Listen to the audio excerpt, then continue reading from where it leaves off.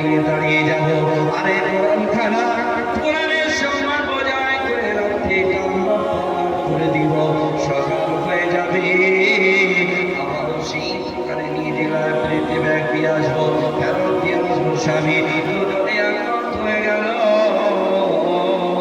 স্বামী স্ত্রী দুজনে পালা করবে রাত্রি বেলা, দুজনে মাথা ধরে নিয়ে দাঁড়িয়ে গেল।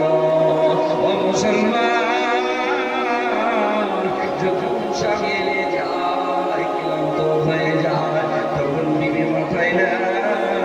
এইভাবে সম্মান করতে করতে যখন হাইয়া আলাস সালাহ,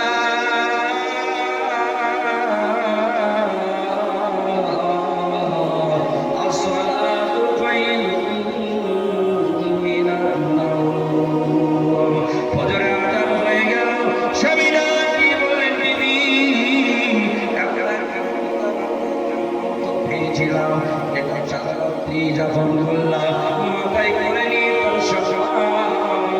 রক্ষা করলাম, তার সম্মানকে রক্ষা করলাম, কিন্তু সময় পেলাম কি আছে দেখলাম না। কোরআনের ভিতরে কি আছে দেখলাম না, প্রোডাক্টকে সম্মান করে গেলাম, কোরআনের ভিতরে আছে কি দেখলাম না। স্বামীর ভূমিকা খোলার পর কোনো সময় করি কিছুই জানে না, বড় মূর্খ।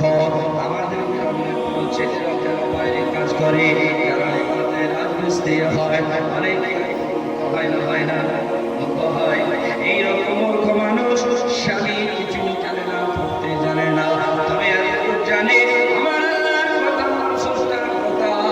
তাই যুবকেরা যতটুকু আছে আমার আল্লাহর কথা, তাই যুবক কোরআনের পৃষ্ঠাগুলো উল্টায়। আর আপনি যেটা বলেছেন সত্য বলেছেন, যেটা বলেছেন সঠিক বলেছেন, যেটা বলেছেন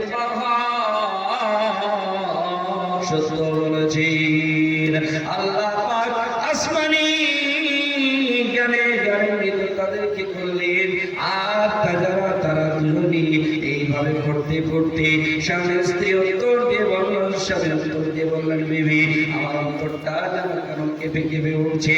আল্লাহ পাক তাদেরকে ইলমে লাদুনি দিয়েছিলেন। আল্লাহ পাক দিনের মাত্তিনার মাকবুল বান্দা হিসাবে গ্রহণ করেছিলেন। বলি সুবহানাল্লাহ। ও মুসলমান গো, সেই কোরআন আমরা জানলাম না, পড়লাম না, সেই কোরআন আমরা বুঝলাম না। এই কাশিমুল উলুম মাদ্রাসা আজ আপনাদের জমিনে আছে।